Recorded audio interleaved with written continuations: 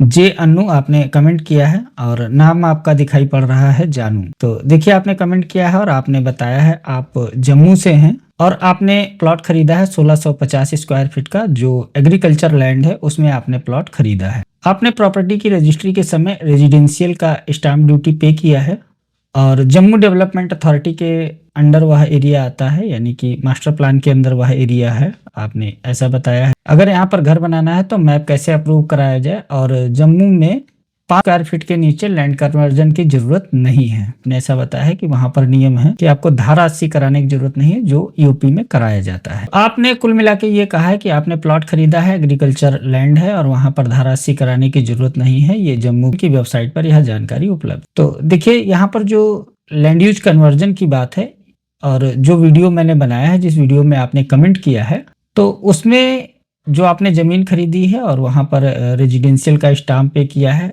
ठीक वही चीजें बताई गई हैं। धारा 80 आपको कराने की जरूरत नहीं है, जैसा कि आपने बताया कि आपके यहाँ 5000 स्क्वायर फीट तक छूट है।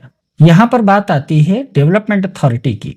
डेवलपमेंट अथॉरिटी में अगर आपको मैप अप्रूव कराना है तो वहां पर भी उनके यही नियम हो सकते हैं कि आपने जहां पर जमीन ली है या जो प्लॉट लिया है वो किसी अप्रूव्ड कॉलोनी में नहीं है, यानी कि उस कॉलोनी को बसाने के लिए आपके विकास प्राधिकरण ने तक उस कॉलोनी का नक्शा नहीं पास किया होगा, तब तक वो वहां पर आपके मकान का नक्शा पास नहीं करेंगे। या ये हो सकता है उस चीज का आपको लाभ मिल सकता है अगर आपने जो प्लॉट खरीदा है वह किसी ऐसी रोड के किनारे हो जो गवर्नमेंट की रोड हो, यानी कि आप एक पैर रखें प्लॉट पर और दूसरा पैर रखें रोड पर।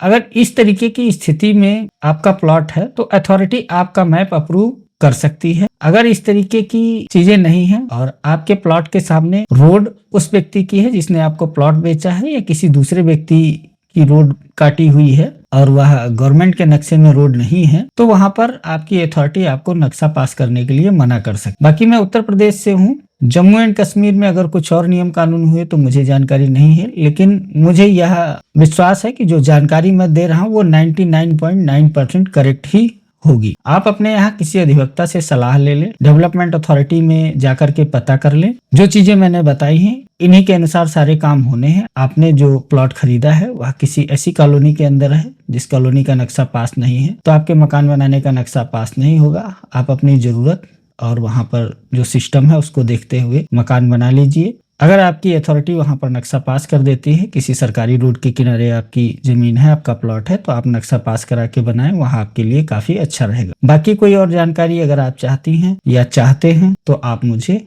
कमेंट करके बता सकते हैं। चैनल को अगर आपने सब्सक्राइब नहीं किया है तो चैनल को सब्सक्राइब करें और वीडियो को लाइक करना ना भूलें।